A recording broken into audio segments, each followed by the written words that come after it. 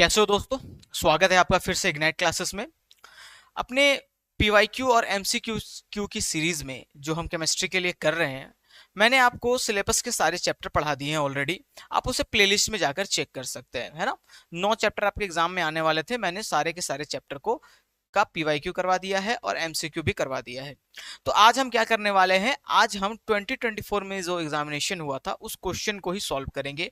हम पैटर्न को समझने की कोशिश करेंगे और आप इस क्वेश्चन में भी पाओगे, आप देखोगे कि जितने भी क्वेश्चन मैंने करवाए ना बाकी की वीडियोस में, वो सारे के सारे क्वेश्चन यहाँ पे आपको देखने को मिलेंगे। तो अगर आपने उन वीडियोस को बहुत अच्छे तरीके से देखा है, उन क्वेश्चनों को बहुत अच्छे तरीके से प्रैक्टिस किया है, तो अभी जो मैं क्वेश्चन करवाने वाला हूँ या क्वेश्चन मिलकर जो हम करेंगे उसमें आपको बहुत परेशानी नहीं आएगी। ठीक है, तो आइए शुरू करते हैं हम अपने पेपर को सॉल्व करना। देखिए, ये हमारा क्वेश्चन पेपर कुछ इसी तरीके से शुरू होता है ना। क्लास 12th का था ये, माफ करना, क्लास 11th का ये है 2024 का क्वेश्चन। ठीक है, किसका? 2024 का क्वेश्चन। अब यहाँ पे क्या है कि आप देख सकते हो कि ये किसका है, केमिस्ट्री का, साइंस का है क्वेश्चन। पेपर 2 है ये, पेपर 2 के नाम से इसको लिखते हैं यहाँ पे बोर्ड वाले। और क्या है, एमसीक्यू टाइप। टाइम आपको 1 घंटे का समय मिलता है। इस क्वेश्चन में फुल मार्क्स कितना होता है? 40 होता है। ठीक है, और ये जनरल इंस्ट्रक्शंस है, ये सब आपको पता ही होगा, आप पढ़ लोगे। ओएमआर को अच्छे तरीके से भरना होता है, बस इतनी सी बात है। और हाँ, ये इस बात का आप ख्याल रखोगे कि आप बिल्कुल श्योर हो जाओ, उसके बाद ही क्या करो, ओएमआर को फिल करो। तो शुरू करते हैं अपने पहले क्वेश्चन से। हमारा जो पहला क्वेश्चन है वो क्या है, the percentage composition of methane. ठीक है, अच्छे तरीके से आपको हो सकता है थोड़ा सा प्रिंटिंग में वैसा इशू है क्वेश्चन पेपर के, इसलिए ऐसा दिख रहा होगा, बाकी मैं समझ पा रहा हूँ कि आप पढ़ पा रहे होगे। देखिए, the percentage composition of methane, methane के बारे में आपसे परसेंटेज कंपोजिशन पूछा गया है। ठीक है, मीथेन के बारे में आपका परसेंटेज कंपोजिशन पूछा गया है। तो मैं यहाँ पे सॉल्व करता हूँ। ठीक है, मीथेन क्या है हमारा, मीथेन क्या होता है, CH4 होता है। क्या होता है? CH4। तो परसेंटेज कंपोजिशन जब भी लिखा हुआ है ना, तो आप उसको क्या समझोगे, परसेंटेज कंपोजिशन बाय मास। ठीक है, मास के आधार पे आप इसको समझोगे। अब आप देखो, जो कार्बन होता है, किसके बारे में पूछा, परसेंटेज कंपोजिशन ऑफ मीथेन, मतलब दोनों के बारे में आपको बताना होगा। आपको कार्बन के बारे में भी बताना होगा और आपको हाइड्रोजन के बारे में भी बताना होगा। तो कार्बन का क्या होता है मास, वो होता है 12। और टोटल मास इसका क्या है, टोटल मास का मतलब मैं समझ पूछ रहा हूँ आपसे, मॉलिक्यूलर मास, वो क्या आ जाएगा, कार्बन का होता है 12, एक हाइड्रोजन का होता है 1, यहाँ पे हमारे पास 4 हाइड्रोजन है, तो ये कितना हो जाएगा, 12 + 4 16 हो जाएगा ये। ठीक है, क्या हो जाएगा, 16। आप इसको यहाँ पे आप 16 लिखो, इनटू क्या करोगे, 100। 100 से हमने क्यों किया, क्योंकि आपसे क्या पूछा गया है, परसेंटेज पूछा गया है। ठीक है, तो ये चला जाएगा, 4 से आप इसको काटोगे, और 4 जाइए 16 हो जाएगा। ये हो जाएगा हमारा 4 2 8, 4 5 20, और ये क्या आ रहा है, 75%। क्या आ रहा है, 75% आ रहा है। ठीक है, यानी कि अगर ये 100 ग्राम है तो इसमें 75 ग्राम क्या होगा, कार्बन होगा। ठीक है, तो कार्बन का कंपोजिशन क्या आया है, कार्बन का कंपोजिशन क्या आया, 75 ग्राम्स या 75% आया। तो यहाँ पे आपको 75% कार्बन दिख रहा है, तो ये हमारा क्या हो जाएगा, सही आंसर हो जाएगा। आपको फर्दर और सॉल्व करने की जरूरत है भी नहीं, ये अपने आप में क्या होता है, 100%। 75% ऑलरेडी आपने क्या किया है, निकाल लिया है। तो 100 - 75 क्या होगा, 25%। जो बचा, यानी कौन बचा, हाइड्रोजन बचा, तो हाइड्रोजन कितना हो जाएगा, 25% हो जाएगा। ठीक बात है, यहाँ तक की चीजें आपको बेहतर से समझ में आ रही है। ठीक है ना, हमने कुछ नहीं किया, हमने क्या ले लिया, इसके मास को ले लिया, जो इसका एटॉमिक मास होता है, और उससे हमने एटॉमिक मास और मॉलिक्यूलर मास को नीचे रखा, एटॉमिक मास को ऊपर रखा और परसेंटेज में बदल दिया। बस इतनी सी चीज हमने की है, तो इसका सही आंसर क्या हो जाएगा, ऑप्शन नंबर सी हो जाएगा। ठीक है, आगे चलते हैं। आप देखो, नोट करते चलना, ठीक है, क्योंकि यहाँ पे थोड़ा सा ये है, अगर आप कॉपी लेकर बैठो, पेन लेकर बैठो और इसे नोट करते चलो, सॉल्व करते चलो मेरे साथ। ठीक है, देखो यहाँ पे क्या है, the empirical formula of the compound CH3COOH। हमारे पास एक कंपाउंड है CH3COOH, इसका आपसे क्या पूछा गया है, इंपीरिकल फॉर्मूला पूछा गया है। ठीक है, तो आप क्या करो ना, इंपीरिकल फॉर्मूला लिखने के लिए सबसे पहले जितने भी एलिमेंट्स हैं, जितने भी इसमें इस कंपाउंड में जितने भी एलिमेंट्स हैं उनके नंबर हैं, उनको पहले लिख लो। कार्बन कितना है, 1, और यहाँ 2, तो आप यहाँ पे लिख लो C2। ठीक है, फिर हाइड्रोजन देखो, यहाँ पे 3 हाइड्रोजन, यहाँ पे 1 हाइड्रोजन, तो कितने हाइड्रोजन हो गए, 4 हाइड्रोजन हो गए, तो ये हो गया हमारा H4। और ऑक्सीजन कितना है, 1 ऑक्सीजन, और यहाँ 1 ऑक्सीजन, 2 ऑक्सीजन, ये हो गया हमारा O2, C2H4O2। ठीक है, अब इनका क्या करो ना कि आप रेशियो निकाल लो, क्योंकि एम्पिरिकल फॉर्मूला होता है क्या है, सिंपलेस्ट होल नंबर रेशियो होता है किसी भी कंपाउंड का। ठीक है, तो आप इसको करोगे तो 2 से डिवाइड करो सभी को, तो 2 1 जा 2, ये 2 2 जा 4 और 2 1 जा 2, तो ये क्या आएगा 1:2:1 आ गया। अब जैसे लिखा था आपने उस इस वैल्यू को इस पे पुट कर दो, तो C1 हो गया, ये H2 हो गया, और ये क्या हो गया O1 हो गया, जिसको आप लिख सकते हो CH2O। क्या लिख सकते हो CH2O लिख सकते हो। CH2O कहाँ दिख रहा है हमारा, ऑप्शन नंबर डी में दिख रहा है, तो ये हमारा क्या हो गया, सही आंसर हो गया। ठीक है, तो आप नोट भी करते चलो मेरे साथ, क्योंकि 40 क्वेश्चन होंगे, हमें जल्दी से जल्दी इसको निपटाना है। ठीक है, तो मुझे समझ में, आपको समझ में आ गया होगा कि कैसे हमने इसको बनाया है। आगे चलते हैं।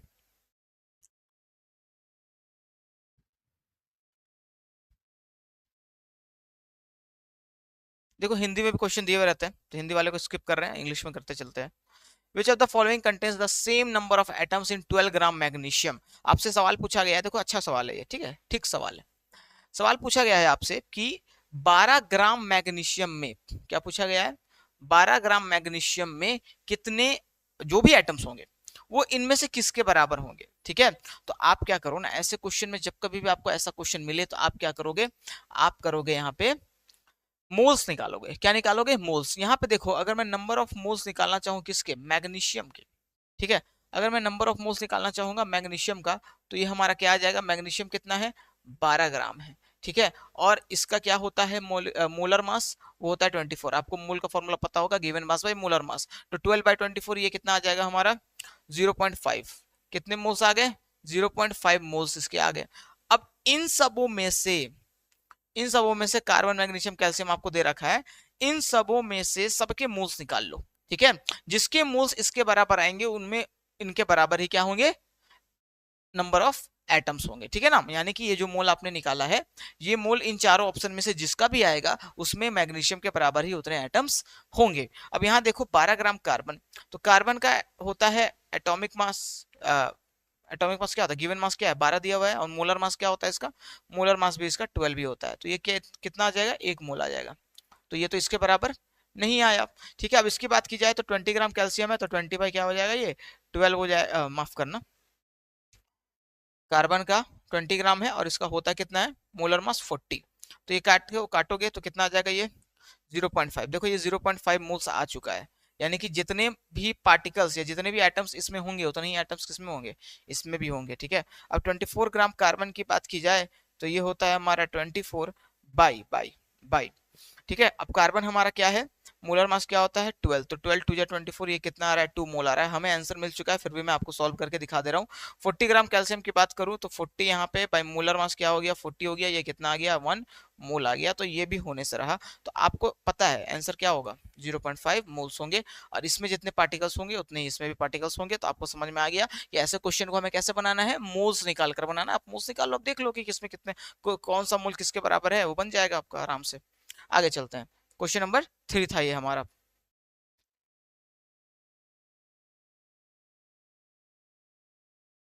अभी है हमारा क्वेश्चन नंबर 4। ठीक है, आपसे क्या पूछा गया है, मोलैलिटी पूछा गया है। What will the molality of the solution containing 18.25 gram of HCl gas in 500 gram of water. बिल्कुल सिंपल क्वेश्चन है, कोई दिक्कत वाली बात ही नहीं इस क्वेश्चन में। आप क्या लिखो, मोलैलिटी को कैसे लिखते हो, एम से लिखते हो।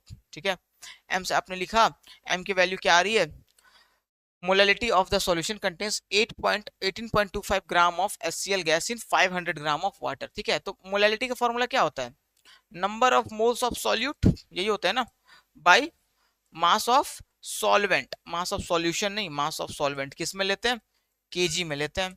ठीक है, तो number of moles of solute निकाल लो, 18.25 ग्राम है ना हमारा, क्या है HCl गैस। ठीक है, HCl गैस 18.25 है, आप अगर निकालोगे तो HCl का जो मोलर मास होगा वो क्या हो जाएगा, 1 प्लस 35.5 हो जाएगा, ये हमारा क्या आ जाएगा 36.5 आ जाएगा। क्या आ जाएगा 36.5 आ जाएगा।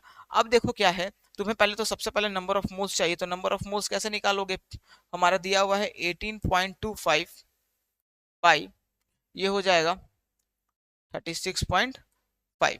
इसको सॉल्व करो, आप इसको जब सॉल्व करोगे तो आप देखोगे कि ये, और अच्छा अभी आप यहाँ पे ऐसे रहने दो, आप एक और काम कर लो, एक और काम कर लो कि हम इसको ना लास्ट में सॉल्व करेंगे। ठीक है, हम इसको लास्ट में सॉल्व करेंगे, और मास ऑफ सॉल्वेंट को हम किस में बदल लेते हैं, मास ऑफ सॉल्वेंट हमारा ग्राम में दे रखा है, तो हमें इसको किस में लेना होता है, केजी में लेना होता है। तो हम यहाँ पे क्या करेंगे, इसको ऐसा लिख सकते हैं 1825 बाई 365 इंटू 100 और ऊपर में मैं 10 कर दूंगा, ठीक है। और इसको मैं डिवाइड कर दूंगा किससे, 500 बाई किससे, 1000 से। क्यों? क्योंकि मुझे इस ग्राम को किस में बदलना है, मुझे इस ग्राम को बदलना है केजी में, ठीक है। अब आप काट काट छट करो आराम से, ये आ जाएगा 1825 by 365 into 100 into 10 by 100 into 1000 by 500, ठीक है। तो आपको बस इतना कर देना है, इसको आप सॉल्व कर लोगे तो आपको क्या मिल जाएगी, इसकी मोलैलिटी मिल जाएगी, ठीक है। तो बहुत आसान होता है, ऐसा क्वेश्चन कुछ है नहीं, आप इसको कैलकुलेशन कर लेना आप, ठीक है। मैं यहाँ पे कैलकुलेशन नहीं करता हूँ, आप मुझे इसका क्या करोगे कि ये इस फॉर्मूले को इसको आप सॉल्व करोगे और सॉल्व करके मुझे इस क्वेश्चन का, क्वेश्चन नंबर 4 का मुझे आप कमेंट में जवाब दोगे, ठीक है। क्योंकि मैं चाहता हूँ कि आप भी इंगेज हो जाओ, हमने कुछ नहीं किया है, हमने पहले मोस निकाल लिए, ठीक है। मोस निकालने के बाद हमने क्या किया है, नंबर ऊपर में लिख दिया जो था मोस का, और नीचे में क्या किया हमने, इसको सॉल्वेंट को केजी में बदल दिया है और यहाँ पे हमने इसको सॉल्व किया, ठीक है। तो मैं चाहता हूँ कि आप इंगेज होंगे हो मेरे साथ, ठीक है। इसका मुझे क्या चाहिए, आंसर चाहिए कमेंट सेक्शन में, जिसका भी आंसर सही होगा उसको हार्ट मिल जाएगा, ठीक है। तो ये आप सॉल्व करके मुझे जरूर से जरूर बताओगे, ठीक है, कमेंट सेक्शन में। चलिए आगे चलते हैं अपने नेक्स्ट क्वेश्चन की ओर। ये मोलैलिटी का क्वेश्चन था, ठीक है यार। अब कैलकुलेशन तो तुम्हें अच्छी होनी चाहिए थोड़ी बहुत, ताकि आप क्वेश्चन को की एक्यूरेसी को मेंटेन रखें।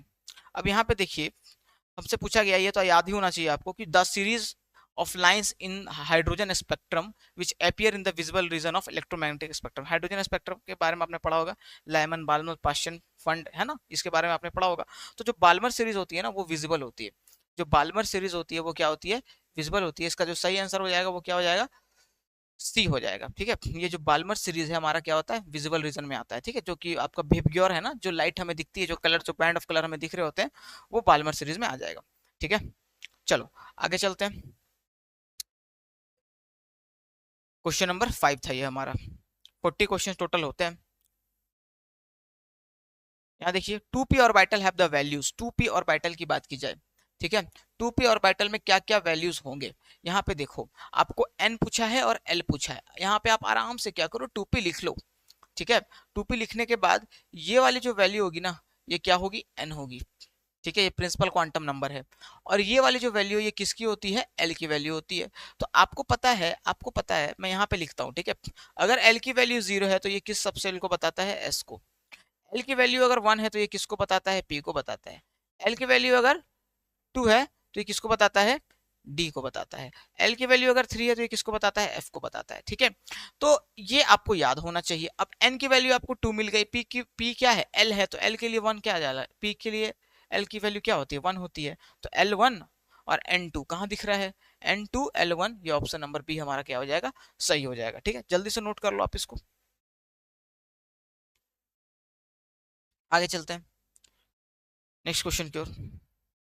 Question number 7, which of the following principal rules state that electron enters the subshell that has the least energy। पता है आपको कि इलेक्ट्रॉन पहले उस एनर्जी लेवल में जाएगा, ठीक है, जहां पर की एनर्जी सबसे कम होगी, ठीक है। ये किस प्रिंसिपल से होता है, ये होता है हमारा ऑफ बॉ प्रिंसिपल से। किससे, ऑफ बॉ प्रिंसिपल से, ठीक है। याद रखना कि फीलिंग होती है ना, जो इलेक्ट्रॉन की फीलिंग होती है, इलेक्ट्रॉन पहले उस शेल में, उस ऑर्बिटल में जाता है जिसकी एनर्जी सबसे कम होती है। और वो जैसे कि जो आप पढ़ते हो ना series 1s 2s 2p 3s, ये किससे है, अहबॉब प्रिंसिपल से। n+l रूल भी आप लगाते हो उसमें, एनर्जी बताने के लिए क्या लगाते हो, n+l रूल भी आप लगाते हो, ठीक है। चलिए आगे चलते हैं नेक्स्ट क्वेश्चन की ओर।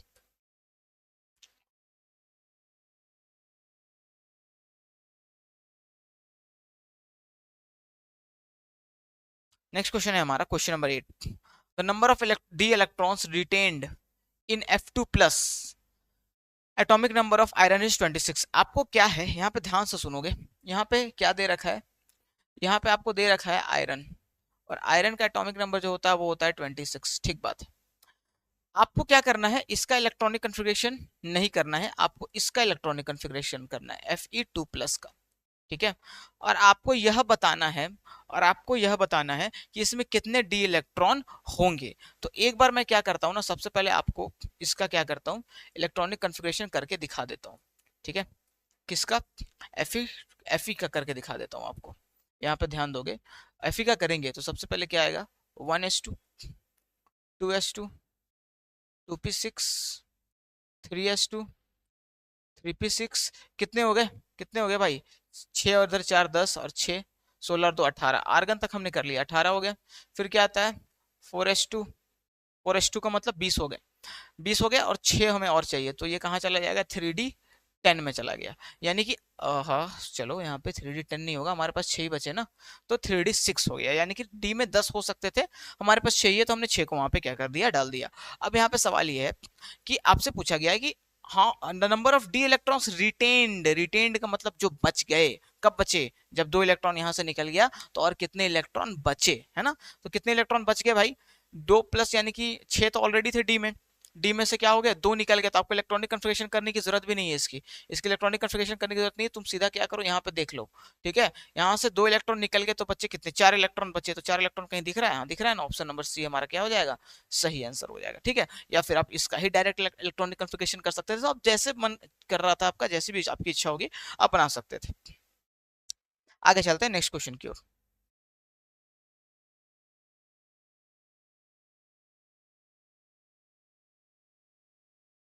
चलो ये देखो, ये क्वेश्चन हमारा बढ़िया है। What will be the wavelength of a ball of mass 0.1 kg moving with a velocity of 10 metre per second.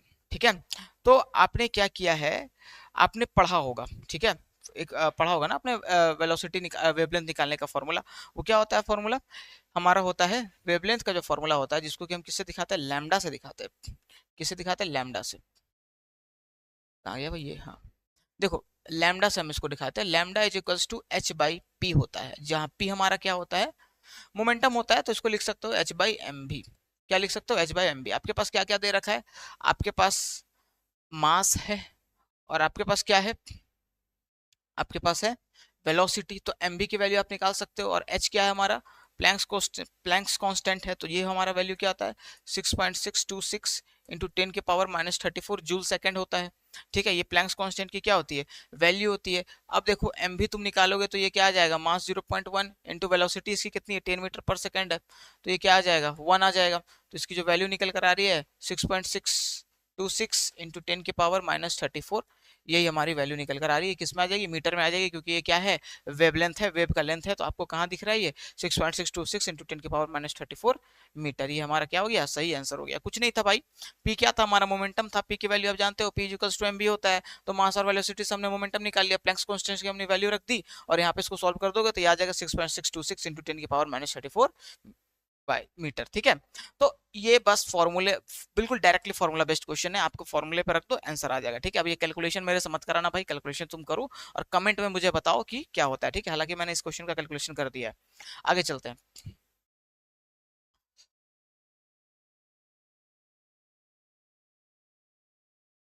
The general outer electronic configuration of D block elements, देखो ऐसे क्वेश्चन ना, ये क्वेश्चन मैंने तुम्हें करवाए रखे हैं, जो तुमने पहले की मेरी अगर वीडियोस देख रखी है तो तुम समझ पा रहे हो कि ये सब क्वेश्चन मैंने ऑलरेडी तुम्हें करवा दिया है। तो इसका क्या होता है, n-1 डी 1 to 10 ns2, ठीक है, यही होता है। ऑप्शन नंबर सी क्या हो जाएगा, इसका सही आंसर हो जाएगा। ठीक है, आगे चलते हैं। याद रखो, ये याद रखने वाली चीज है, जो याद रखने वाली चीज है वो मैं बोल दूंगा कि हाँ भाई आपको याद रखना। Out of fluorine, oxygen, nitrogen and chlorine which element has the highest negative electron gain enthalpy. Highest negative electron gain enthalpy का मतलब है कि जितनी ज्यादा इलेक्ट्रॉन पाने की इच्छा होगी उतना ज्यादा उसका नेगेटिव इलेक्ट्रॉन गेन एंथैल्पी होगा। ठीक है, फ्लोरीन ज्यादा इलेक्ट्रोनेगेटिव जरूर है, लेकिन फ्लोरीन का साइज क्या होता है, छोटा होता है। उसके बाद किसका नंबर है, हमारा क्लोरीन का नंबर आता है। ठीक है, क्लोरीन जो है ना, ग्रुप 17 के जो एलिमेंट्स होते हैं उनकी सबसे ज्यादा इलेक्ट्रॉन एफिनिटी होती है, इलेक्ट्रॉन लेने की इच्छा होती है, लेकिन फ्लोरीन और क्लोरीन में ही कॉम्पिटिशन है, ऑक्सीजन और नाइट्रोजन तो बाद में आते हैं। ठीक है, फ्लोरीन और क्लोरीन में ही क्या है आपको दरअसल, जैसे क्योंकि आप पीरियोडिक टेबल में जितना राइट जाओगे उतना ज्यादा क्या होता है, इलेक्ट्रॉन लेने की शक्ति, इलेक्ट्रॉन लेने की इच्छा क्या होती जाती है, बढ़ती जाती है, उसे इलेक्ट्रॉन एफिनिटी बोलते हैं।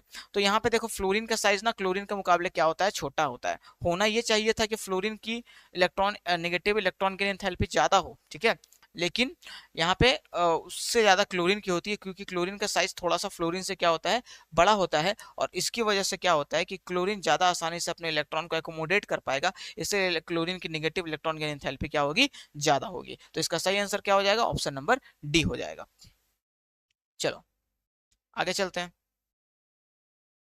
For a given principal level L n is equals to 4, the energy level of his subshell are in the order। ठीक है, देखो भाई कोई भी शेल दे दे, कोई भी कुछ भी दे दे, तुम्हें एनर्जी लेवल पता होना चाहिए। सबशेल का क्या होता है, सबसे ज्यादा सबसे कम एनर्जी किसकी होती है, तो सबसे कम एनर्जी होती है एस की, फिर पी की, फिर डी की, फिर एफ की। तो इसका सही आंसर क्या हो जाएगा, ऑप्शन नंबर ए हो जाएगा। ठीक है, ऑप्शन नंबर ए पर आप क्या कर लोगे, टिक कर लोगे। ठीक है, याद रखो यार, ये तो बिल्कुल जनरल बात है, बिल्कुल बच्चों वाला सवाल था, ये फर्जी सवाल था बिल्कुल। ठीक है, कि सबसे कम एनर्जी एस की, फिर पी की, फिर डी की, फिर एफ की। आपको पता है ये फीलिंग कहाँ से शुरू होती है, एस से शुरू होती है। ठीक है, चलो आगे देखते हैं ये कैसे निकालोगे। एन प्लस एल रूल से निकाल सकते थे आप वो प्रिंसिपल लगा के।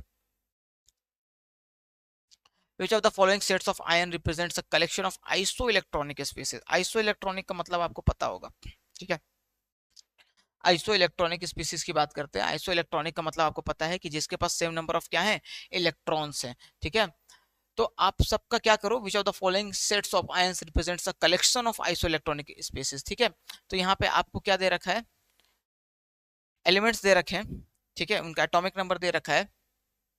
आपको बताना है कि इनमें से किसका जो है इक्वल होगा नंबर ऑफ इलेक्ट्रॉन। अगर पोटेशियम की बात की जाए तो पोटेशियम का एटॉमिक नंबर होता है हमारा क्या, 19। तो 19 में से एक प्लस चार्ज दिख रहा है आपको, तो एक इलेक्ट्रॉन इसमें से निकल गया, ये क्या बचा, 18 बचा। कैल्शियम की बात की जाए तो ये होता है 20, 20 में से दो इलेक्ट्रॉन निकल गया, तो कितने इलेक्ट्रॉन बचे, 18 इलेक्ट्रॉन बचे। स्कैंडियम का होता है 21, 21 माइनस 3 कितने हो गए, 18 हो गए। ठीक है, और क्लोरीन का होता है 17, इसने एक इलेक्ट्रॉन को गेन किया, तो ये भी क्या हो गया, 18। तो ऑप्शन नंबर पहला ही हमारा मिल गया क्या, आइसो इलेक्ट्रॉनिक स्पेसिस का ग्रुप। बाकी को चेक करने की जरूरत ही नहीं है, क्योंकि आपका ये मल्टीपल चॉइस में एक ही सही है, ओनली वन करेक्ट वाला जवाब सवाल होता है ये सब। ठीक है, तो आपने पहले ही मिल गया आपको, तो फिर आपको आगे जाने की जरूरत है ही नहीं, क्यों ही टाइम खराब करोगे। आगे चलते हैं।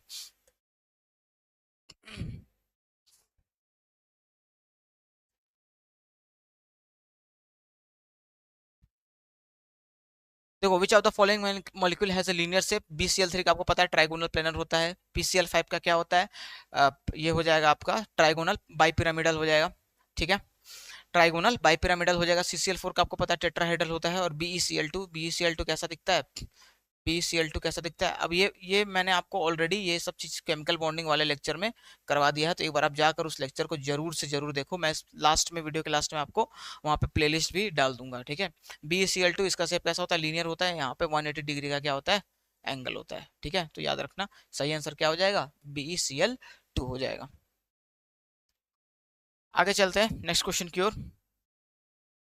नेक्स्ट क्वेश्चन है हमारा, the unit of dipole moment is. बहुत आसान सवाल है। डायपोल मोमेंट का यूनिट क्या होता है, डब्ल्यू होता है, DeBy है ना। ऑप्शन नंबर बी हमारा क्या हो जाएगा, सही हो जाएगा। ठीक है, याद रखना ये कूलम चार्ज का होता है। आगे चलते हैं, फराड कैपेसिटेंस का। The number of sigma and pi bond in molecule of benzene. Benzene के मॉलिक्यूल में देखो ये बहुत सवाल आता है ये। ठीक है, कि बेंजीन के मॉलिक्यूल में सिग्मा और पाई बॉन्ड कितने होंगे, देख लो, बना लो यार बेंजीन। ठीक है, इस प्रकार से बेंजीन होता है। यहाँ पे क्या जुड़े हुए होते हैं, हाइड्रोजन जुड़े हुए होते हैं कार्बन से। ये सवाल मैंने आपको करवाया हुआ है, ऐसे सवाल। देखो यहाँ पे क्या है कि 6 सिग्मा, 1 2 3 4 5 6, 6 सिग्मा इधर हो गए, 6 हाइड्रोजन जुड़े हुए हैं, तो कितने हो गए, 6 सिग्मा इधर, 6 सिग्मा बाहर, तो 12 सिग्मा हो गए, प्लस 3 पाई।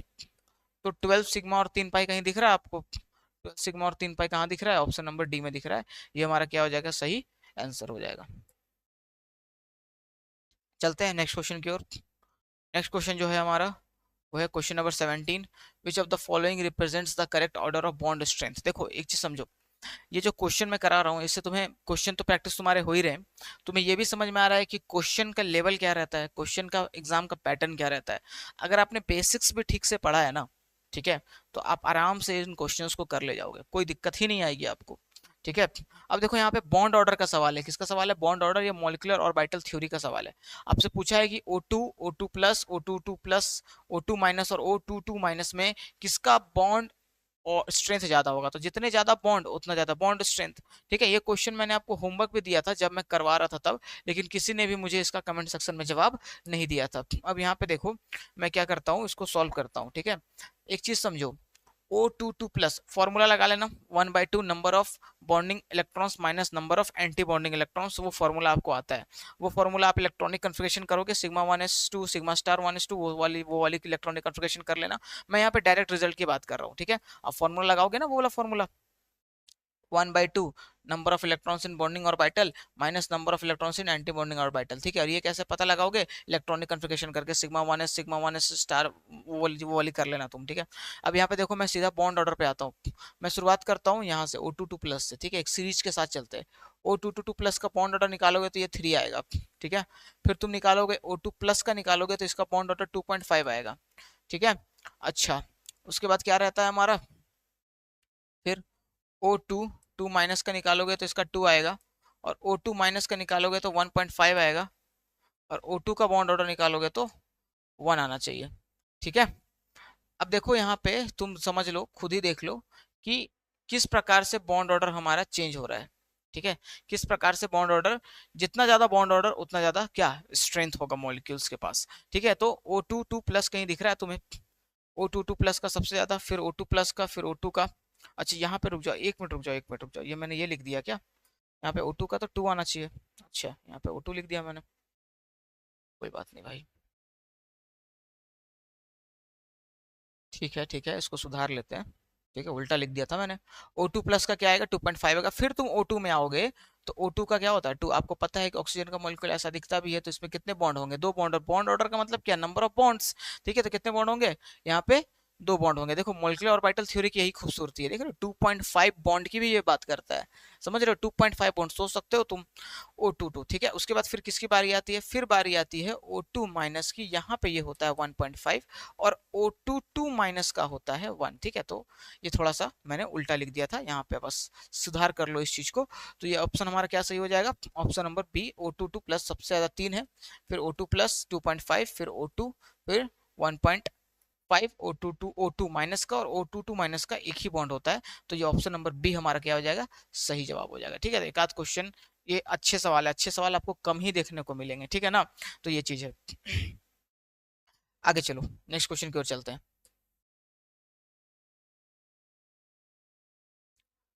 कौन सा क्वेश्चन है हमारा अब, the bond angle of pentagonal bipyramidal, सभी को पता है पेंटागोनल बाइपिरामिडल का बॉन्ड एंगल कितना होता है, 72 डिग्री एंड 90 डिग्री, ठीक है। याद रखना, ये एक्सियल बॉन्ड्स और क्या बॉन्ड होते हैं, वो सीधे खड़े जो होते हैं, वर्टिकल बॉन्ड्स जो होते हैं, ठीक है, 72 डिग्री और 90 degree. For the process occurred under the isothermal condition, the correct condition is, isothermal condition, iso का मतलब सेम, थर्मल का मतलब टेम्परेचर, जो सेम टेम्परेचर पे होता है प्रोसेस उसको क्या बोलता है, आइसोथर्मल। तो डेल्टा टी की जीरो वैल्यू क्या हो जाएगी, 0 हो जाएगी, क्योंकि टेम्परेचर चेंज नहीं हो रहा है। थर्मोडायनेमिक्स का सवाल था, ये भी मैंने करवाया हुआ, आप पिछले वीडियो को जाकर देखो। For the reaction Cl2 to Cl से क्या बना है, Cl2 बना है, ठीक है। 2 क्लोरीन के मॉलिक्यूल्स थे, ये आपस में क्या हो गया, ये जुड़ गए। तो जुड़ने के बाद क्या होता है, बॉन्ड बनता है। बॉन्ड बनने से क्या होता है कि सिस्टम स्टेबल हो जाता है या मॉलिक्यूल स्टेबल हो जाता है। स्टेबल क्यों होता है, क्योंकि एनर्जी बाहर निकलती है। एनर्जी बाहर निकलेगी तो डेल्टा एच का वैल्यू क्या होगा, निगेटिव होगा, क्योंकि ये रिएक्शन कैसा है, एक्सोथर्मिक है, ठीक है। और डेल्टा एस यानी कि इंट्रोपी यानी कि डिसऑर्डर, दो चीजें अलग अलग घूम रही थी, अब वो पास में आ गई तो डिसऑर्डर कम हो गया। तो कम हो गया तो कम होने को नेगेटिव से दिखाते हो, इसलिए डेल्टा एच और डेल्टा एस दोनों ही क्या हो जाएगा, निगेटिव हो जाएगा, ठीक है। तो किसका पहले पूछा है, पहले डेल्टा एच का फिर डेल्टा एस का, तो दोनों नेगेटिव है। नेगेटिव नेगेटिव कहाँ दिख रहा है आपको, ऑप्शन नंबर बी में दिख रहा है, और ऑप्शन नंबर बी हमारा क्या हो जाएगा, सही आंसर हो जाएगा, ठीक है। यहाँ तक की चीजें बहुत अच्छे तरीके से समझ में आ रही होंगी आपको। ऐसे ऐसे क्वेश्चन मैंने करवाए हुए हैं भाई, आप जाओ एक बार वीडियो में देखो, देख लो, मैंने बोला था ना आपको कि वो सारे एमसीक्यू और पीवाईक्यू क्वेश्चंस हैं, इनको आप कर ले जाओगे तो इससे बाहर सवाल नहीं आने वाला, ठीक है। देखो ये सवाल भी मैंने करवाया था, if delta G is smaller than 0 then the process is, क्या होगा, ये आप जरूर बताओगे। ये क्वेश्चन मैंने करवाया है आपको थर्मोडायनेमिक्स में, आपने वो वीडियो देख रखा है तो आप कमेंट सेक्शन में जरूर बताओगे, ठीक है। और जिसका भी आंसर सही होगा वो मुझे, उसको मैं हार्ट दे दूंगा, ताकि पता चले कि सही किसका है। तो ये आप कमेंट करोगे, क्योंकि ये मैंने क्वेश्चन कराया है बिल्कुल सेम क्वेश्चन, ठीक है। पुरानी वीडियो को देखो, और उसमें मैंने कंसेप्ट भी बताया है, और फिर आकर आंसर करो, ठीक है। तो मैं चाहूंगा कि आप मेरे साथ इंगेज होए। तो नेक्स्ट क्वेश्चन है हमारा, question number 22, the enthalpies of combustion of methane, graphite and dihydrogen at 298 kelvin are -890.3, -393.5 and 285.8 in kilojoule per mole respectively. Enthalpy of formation of CH4 will be, enthalpy of formation of CH4 आपसे पूछा गया, combustion के बारे में दिया गया, ठीक है। तो इसमें हेस लॉ लगाएंगे और रिएक्शन को हम क्या कर देंगे, रिवर्स कर देंगे। जब आप रिएक्शन को रिवर्स करोगे, सारे के सारे इंथैल्पीज को क्या कर दोगे, ऐड कर दोगे, तो फिर आपका जो आंसर आएगा वो क्या आएगा, देखो मैं यहाँ पे सॉल्व कर रहा हूँ। डेल्टा एच की जो वैल्यू आएगी, क्योंकि मैंने रिएक्शन को रिवर्स किया, पहले वाले कंबशन को, CH4 के रिएक्शन को मैंने क्या कर दिया है, रिवर्स कर दिया है। तो रिवर्स करोगे तो जो नेगेटिव है वो पॉजिटिव हो जाएगा। आपने हेस लॉ पढ़ा होगा तो आपने ये चीजें की होगी। तो 890.3 प्लस बाकी के सारे को क्या कर दो, ऐड कर दो। ये आ जाएगा 393.5 प्लस आपका आ जाएगा माइनस 285.8। ठीक है, ये हमारा आ जाएगा किलो जूल पर मोल, किलो जूल पर मोल। हेस लॉ लगा रहे हैं सारे के सारे। जो फाइनल एंथैल्पी होती है वो क्या होती है, हेस लॉ क्या बोलता है कि फाइनल एंथैल्पी जो होती है वो पाथ पे डिपेंड नहीं करती है। ठीक है, तो पाथ पे ये डिपेंड नहीं करेगी तो हम क्या करेंगे कि बस सबको ऐड कर देंगे, क्योंकि हमें टोटल एंथैल्पी चाहिए। और हमने इस रिएक्शन को रिवर्स किया क्योंकि हमें कंबशन दिया था, लेकिन हम फॉर्मेशन से चल रहे हैं। ठीक है, आप समझ रहे होगे। और अब फिर यहाँ पे प्लस कर दोगे सभी को, तो आप इसको काटपीट करोगे तो आपको जो आंसर आएगा वो आएगा आपका -74.8 किलो जूल पर मोल। आप करके देख सकते हो। ठीक है, करके देख लेना इसे, वही आपका आंसर नंबर ए आएगा। ठीक है, ये एक बात हो गई यहाँ पर। ठीक है, मैं आपको अभी बता रहा हूँ, मैं आपको कुछ होमवर्क भी दूंगा। ठीक है, जिससे कि आप मुझे कमेंट में करके दिखाओगे। और फिर वीडियो जाने के बाद कुछ घंटे के बाद मैं आपको क्या करूंगा कि वहां पे डाल दूंगा कमेंट में। ठीक है, सही उसका एक्सप्लेनेशन। अब क्वेश्चन है हमारा, the conjugate base of H2O। Conjugate base पूछा है आपका H2O का। कंजुगेट बेस तब बनता है जब किसी सब्सटेंस से H+ निकल जाता है। ठीक है, अगर H2O यहाँ पे है तो H2O में से अगर H+ निकाल दोगे तो ये क्या बनेगा, H+ प्लस OH माइनस बनेगा। तो प्रोटॉन इसने कर दिया है डोनेट, और इसके पास जो बचेगा वो इसका कंजुगेट बेस होगा। और OH हमें यहाँ बचता हुआ दिख रहा है, इसलिए इसका सही आंसर क्या हो जाएगा, OH माइनस। जब कभी भी ऐसा क्वेश्चन आए ना तो उस सब्सटेंस में से H+ निकाल दो, और H+ निकल जाता है तो हमारा क्या बनता है, जो बचता है वो क्या होता है, कंजुगेट बेस होता है। आपने पढ़ा होगा ना कंजुगेट एसिड, कंजुगेट बेस के बारे में। जो प्रोटॉन डोनर्स होते हैं वो क्या होते हैं, एसिड होते हैं। तो बचा हमारा क्या, ये बेस हो गया। ठीक है, तो ये एक चीज है। आगे चलते हैं नेक्स्ट क्वेश्चन की ओर। क्वेश्चन नंबर 23 था ये हमारा। Question number 24, species NH3 etch. NH3 क्या है, NH3 क्या है, NH3 का स्ट्रक्चर बनाओगे। देखो ये सेम क्वेश्चन मैंने आपको वहां पे करवाया है। ठीक है, ये सेम क्वेश्चन मैंने आपको करवाया है पिछले लेक्चर में। और पिछले लेक्चर को जाकर जरूर से देखोगे। NH3 की बात हो रही है। NH3 के पास क्या होता है, एक लोन पेयर होता है। ठीक है, तो ये क्या करता है, इलेक्ट्रॉन को, इसके पास लोन पेयर है ना, तो ये क्या क्षमता रखता है, इलेक्ट्रॉन को डोनेट करने की क्षमता रखता है। तो ऑप्शन क्या पूछ रहा है आपसे। और जो इलेक्ट्रॉन को डोनेट करते हैं वो क्या कहलाते हैं, लुइस बेस कहलाते हैं। क्या कहलाते हैं, लुइस बेस कहलाते हैं। तो NH3 हमारा क्या हो जाएगा, लुइस बेस हो जाएगा। ठीक है, आ रही है बात समझ में, ये यहाँ तक की बातें थी। क्लियर, आगे चलते हैं नेक्स्ट क्वेश्चन की ओर।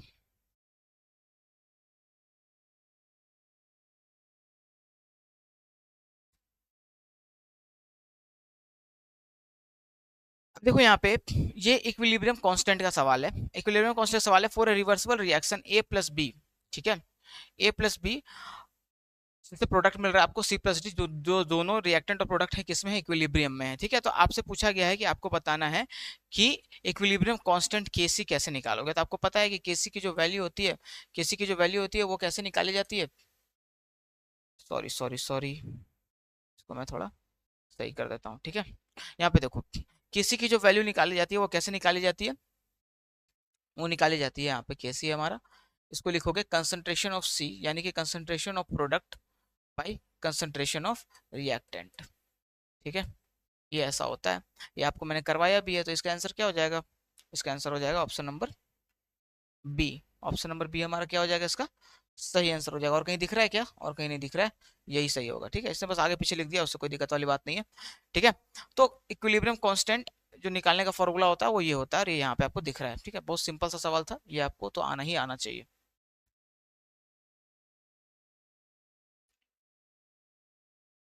Assuming complete dissociation of pH of 0.001 molar HCl solution. देखो जब कंप्लीट डिसोसिएशन होता है ना तो जितना था उतना ही टूटता है। एक मोल था तो डिसोसिएट हो गया पूरी तरीके से, तो एक मोल ही रहा, उसमें किसी प्रकार का लॉस नहीं हुआ। ठीक है, डिसोसिएशन का मतलब क्या, डिसोसिएट होना, आयंस में ब्रेक करना। तो यहाँ पे क्या है कि जो हमारा HCl है वो 0.001 m था, और वो कंप्लीट डिसोसिएट हो गया, तो जितना था उतना पूरा टूट गया, तो जितना पहले था उतना ही रहा। इसलिए ये क्या होता है, इसकी डिसोसिएशन को हम कितना लेते हैं, 1 लेते हैं। क्या लेते हैं, 1। इसमें किसी प्रकार का चेंज नहीं आता, इसलिए ये जो डिसोसिएशन है ये क्या हो जाएगा, 1 हो जाएगा। ठीक है, आ रही है बात समझ में। चलो नेक्स्ट क्वेश्चन की ओर चलते हैं।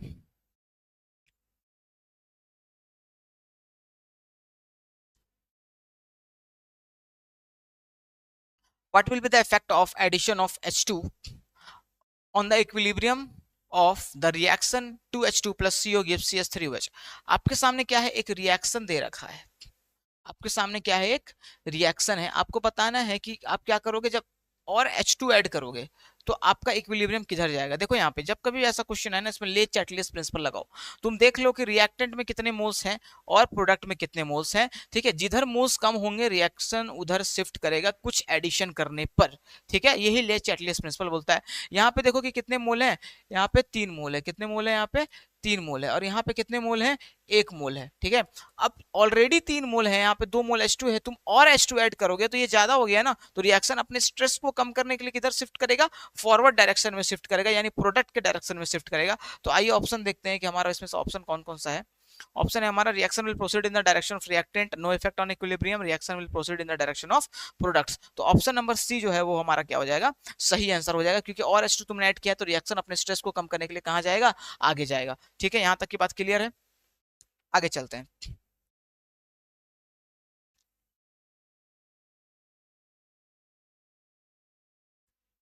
The oxidation number of nitrogen in the nitric acid HNO3। देखो ये तो बिल्कुल तुमसे बनना ही चाहिए। ठीक है, ऐसे मैंने बहुत सारे सवाल कराए थे, रेडॉक्स का जो मैंने सवाल कराया था उसमें मैंने कितने सारे क्वेश्चन करवाए थे ऐसे।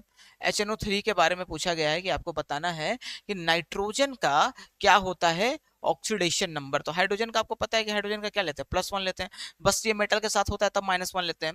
ऑक्सीजन का आपको पता है कि -2 होता है, और इसके ऑक्सीडेशन नंबर को क्या मान लो, x मान लो, सबका जोड़ लो, इस पे जो चार्ज होगा उसके बराबर होगा, इस पे कोई चार्ज नहीं है, कितना है 0 है, तो कर लेते हैं हम लोग सॉल्व। तो 1 + x प्लस -2 होगा, लेकिन कितने ऑक्सीजन है, 3 ऑक्सीजन है, तो इंटू 3, और ये किसके बराबर आना चाहिए, 0 के बराबर आना चाहिए। x की वैल्यू निकाल लो, तो 1 + x - 6 = 0। ठीक है, तो x की जो वैल्यू आएगी वो क्या आ जाएगी, ये कैसे हो सकता है, अच्छा हो सकता है 6 यहाँ चला गया, ये यहाँ चला गया, ये कितना आ गया 5 आ गया, तो +5 आ रहा है। +5 हमें कहीं दिख रहा है, हाँ दिख रहा है ना, ऑप्शन नंबर सी में दिख रहा है। ये हमारा क्या हो गया, सही आंसर हो गया, क्वेश्चन नंबर 28। ठीक है, बहुत सिंपल होते हैं ऐसे सवाल। अगर आपको इस ये जो सवाल मैंने अभी कराया इसका आपको और डिटेल एक्सप्लेनेशन चाहिए, इस पे जुड़े हुए और आपको सवाल चाहिए, तो आप प्लेलिस्ट में जाओ, चेक करो रिडॉक्स रिएक्शन, वहां से प्रैक्टिस करो। क्वेश्चन नंबर 29 है, the loss of electron is termed as, loss of electron को क्या बोलते हैं, ऑक्सीडेशन बोलते हैं। ये बच्चा बच्चा ये बात जानता है। ठीक है, तो क्वेश्चन नंबर 29 का आंसर क्या हो जाएगा, ए हो जाएगा। विच of the following statement is not correct, कौन सा इसमें स्टेटमेंट करेक्ट नहीं है ये बताना है आपको। देखो, which of the following statement not, oxidising agent oxidised others, ठीक बात है। ऑक्सीडाइजिंग नॉट पूछा है, नॉट जो सही नहीं है, तो ये सही बात है, ऑक्सीडाइजिंग एजेंट होता है तभी तो वो ऑक्सीडाइज करता है।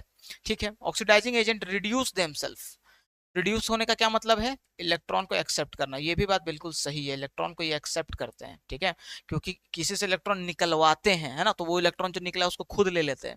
ठीक है, ऑक्सीडाइजिंग एजेंट्स लूज इलेक्ट्रॉन, तो ये बात क्या गलत है, क्योंकि इलेक्ट्रॉन एक्सेप्ट करते हैं तो लूज कैसे करेंगे भाई, और ऑक्सीडाइजिंग एजेंट गेन इलेक्ट्रॉन, ये बात भी सही है, ये भी सही थी, ये भी सही थी। तो इसमें बोल रहा है कि सही कौन नहीं है, तो सही कौन नहीं है, ऑप्शन नंबर सी हमारा सही नहीं है। ठीक है, अब मिलते हैं, सॉरी चलते हैं, मिलते नहीं है, चलते हैं नेक्स्ट क्वेश्चन की ओर। IUPAC name of the following compound is CH3 CH CH2 CH3। आपको पता है कि IUPAC नेम जब आपको बताना होता है तो आप क्या कर रहे होते हो, सबसे पहले लॉन्गेस्ट कार्बन चेन को फाइंड कर रहे होते हो। ठीक है, लॉन्गेस्ट कार्बन चेन को फाइंड करो, उसके बाद फिर सब्स्टिट्यूएंट को पहचानो और फिर लिखो। देखो यहाँ पे 1 2 3 4 5 6, यहाँ से जाओगे तो 3 2 5 5 है। इस वाली चेन को देखो, ऊपर वाली चेन को, इसमें कितने कार्बन है, 5 कार्बन, और नीचे देखो 1 2 3 4 5 6, नीचे में कितने कार्बन है, 6 कार्बन है। तो लॉन्गेस्ट कार्बन चेन कौन सा हो गया, ये हो गया। ठीक है, तो 6 कार्बन हो गया, और ये हमारा क्या बन गया भाई, ये हमारा क्या बन गया, सब्स्टिट्यूएंट बन गया। ये क्या बन गया, सब्स्टिट्यूएंट बन गया। तो 6 कार्बन के लिए सबसे पहले तो हम सब्स्टिट्यूएंट का नाम लिखते हैं। अब नंबरिंग भी करना है, तो नंबरिंग किधर से करोगे, 1 2 3 4 5 6, इधर से करोगे या इधर से करोगे, 1 2 3 4।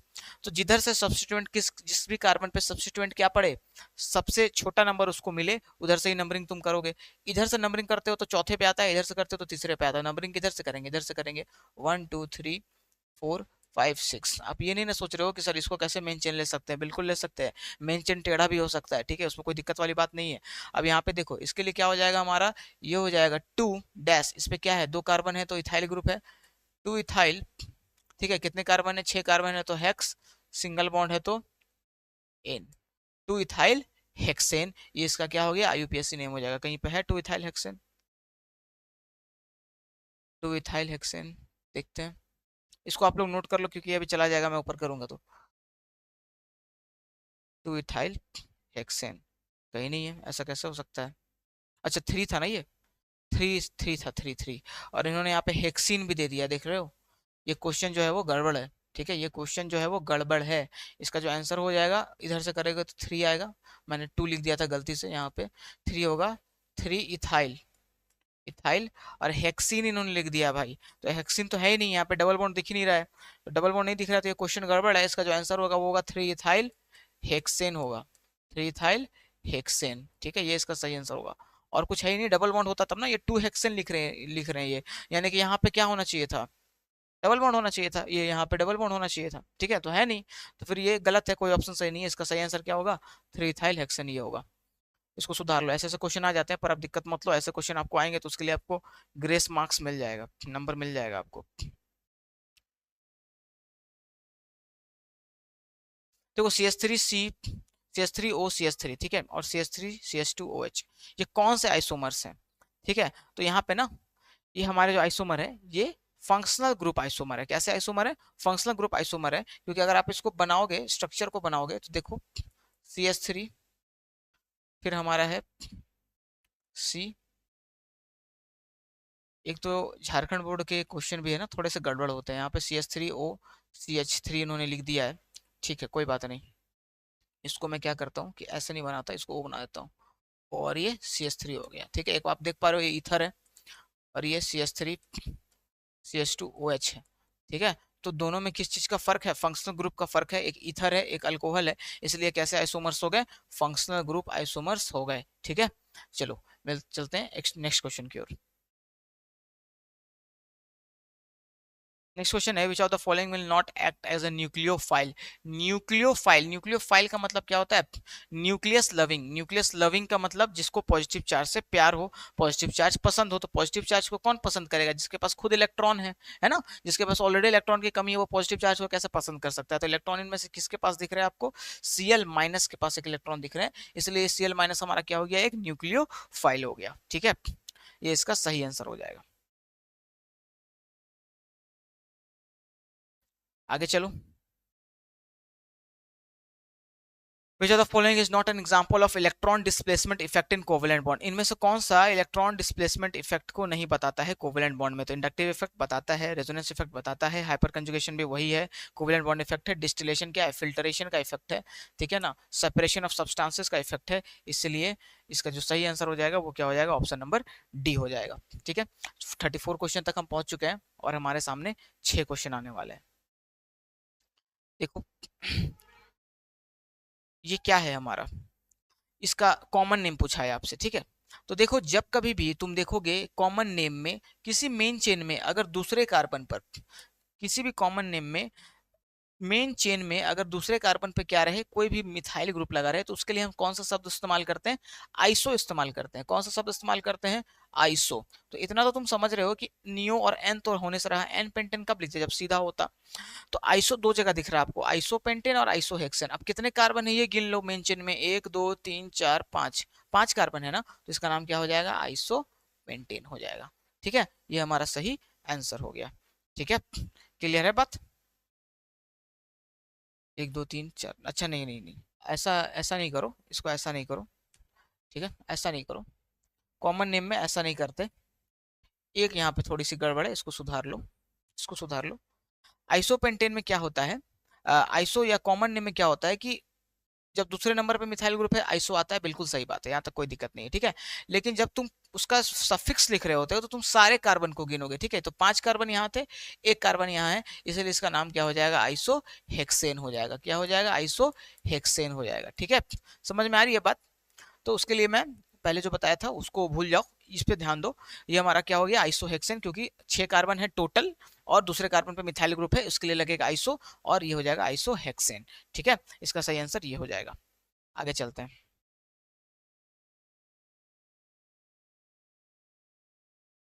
ओजोनोलाइसिस ऑफ इथीन, यार मैं ये क्वेश्चन तो मैंने ओजोनोलाइसिस तो इतना कराया ना कि आप लोगों को बिल्कुल याद हो गया होगा, आपको पेन भी नहीं उठाना पड़ेगा ऐसे क्वेश्चन को बनाने के लिए। ठीक है, देखो यहाँ पे ये पहले से लिखा हुआ है, इस सब पे ध्यान मत दो। ठीक है, ओजोनोलाइसिस ऑफ इथीन, अच्छा इथीन के बारे में दिया है इन्होंने, इथीन के बारे में इन्होंने बता दिया, छोड़ो मैं ही बता देता हूँ तुम्हें। इथीन क्या होगा हमारा, डबल बॉन्ड होंगे CH2 CH2। ठीक है, अब इसमें तुम क्या करोगे, ऑक्सीजन ऐड करोगे, मैं पूरा सॉल्व नहीं कर रहा हूँ, बस तुम्हें बता देता हूँ। यहाँ पे एक ऑक्सीजन आएगा, यहाँ ऑक्सीजन, ऑक्सीजन यहाँ, यहाँ ऑक्सीजन, यहाँ ऑक्सीजन, ये मैंने बताया था ना तुम्हें घर बनाने का, अगर आप मेरी वीडियोस को फॉलो कर रहे हैं तो आप वहाँ पे पता लगा रहे होंगे। तो ये हमारा क्या बनता है, CHO और CHO बनेगा, है ना, मिथनल, दो मॉलिक्यूल्स बनेंगे किसके, मिथनल के। ठीक है, दो मॉलिक्यूल्स किसके बनेंगे, मिथनल के बनेंगे। ये हमारा क्या हो गया, ऑप्शन नंबर सी हमारा सही आंसर हो जाएगा। ठीक है, चलो आगे चलते हैं नेक्स्ट क्वेश्चन की ओर। कुछ क्वेश्चन आपको भी मैं दूंगा। ठीक है, the necessary condition for compound to be aromatic, आपको पता है किसी भी कंपाउंड को एरोमेटिक होने के लिए क्या होना चाहिए, प्लानर भी होना चाहिए, पाई इलेक्ट्रॉन का डीलोकलाइजेशन भी होना चाहिए, और 4n+2 पाई इलेक्ट्रॉन भी उसके पास होने चाहिए, इसको हकल रूल बोलते हैं। ठीक है, तो ये तीनों की तीनों पे आप बातें सही है ना, प्लानरिटी और complete delocalisation of pi electron वो, और 4n+2 यानी कि हकल रूल को भी उसको फॉलो करना चाहिए। ठीक है, समझ रहे हो बात को। तो प्लानरिटी, तो एरोमेटिक कहलाने की ये तीन कंडीशन है, ये तीनों आपके सेटिस्फाई होने चाहिए। ठीक बात है, तो इसका आंसर क्या हो जाएगा, ऑप्शन नंबर डी। चलिए चलते हैं नेक्स्ट क्वेश्चन की ओर।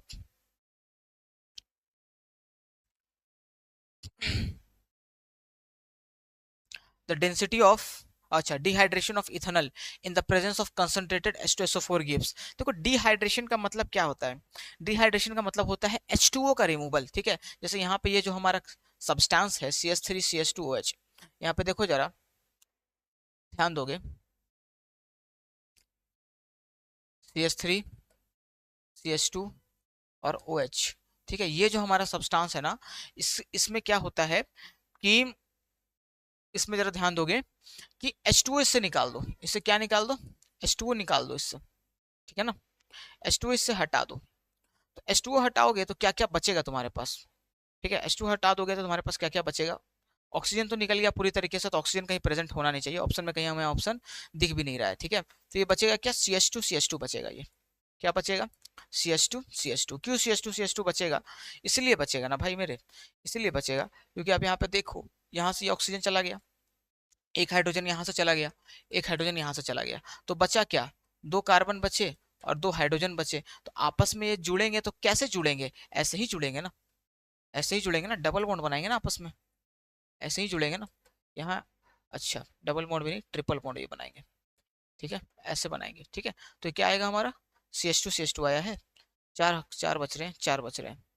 ठीक है, यहाँ पे 4 बचा है। ठीक है भाई, कितने बचे हैं, 4 बचे हैं, 4 बचे हैं, तो इसको एक हटा देते हैं, क्या दिक्कत है।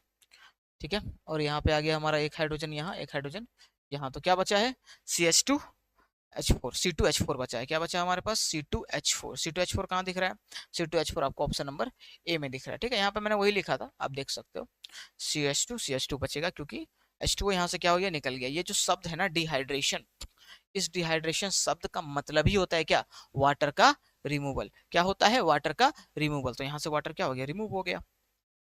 चलिए नेक्स्ट क्वेश्चन की ओर चलते हैं। मैं आशा करता हूँ कि आप नोट करते चल रहे होगे, समझते चल रहे होगे। ठीक है,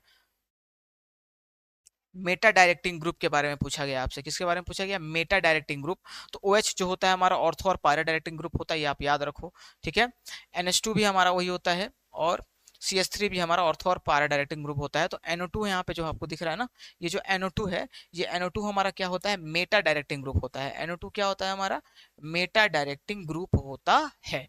ठीक है, ऑर्थो और पैरा डायरेक्टिंग को आपने पढ़ा होगा कि बेंजीन रिंग में जब कोई सब्सटेंस यहाँ पे जुड़ता है, जैसे OH जुड़ा, तो वो इनकमिंग रिएजेंट को कहाँ भेजेगा, ऑर्थो पोजीशन पे, पैरा पोजीशन पे, या मेटा पोजीशन पे। ठीक है, वो देखते हैं हम लोग उसके लोन पेयर को चेक करके, रेजोनेंस बनाकर। ठीक है ना, तो वो बस यहाँ पे मैं वो नहीं बना रहा हूँ, आप याद रखो, ये सिंपल सिंपल कुछ सब्सटेंसेस हैं जिनसे रिलेटेड सवाल आते हैं। तो OH के बारे में याद रख लो तुम, कि तुम्हारे एग्जाम में समय भी बचेगा और तुम्हारा काम भी आसान होगा। कि OH क्या होता है, ऑर्थो और पैरा डायरेक्टिंग होता है, NH2 क्या होता है, ऑर्थो और पारा डायरेक्टिंग होता है, CH3 भी हमारा ऑर्थो और पारा होता है, और NO2 हमारा क्या होता है, मेटा डायरेक्टिंग ग्रुप होता है। तो इस चीज को क्या करोगे, तुम याद रखोगे। ठीक है, चलो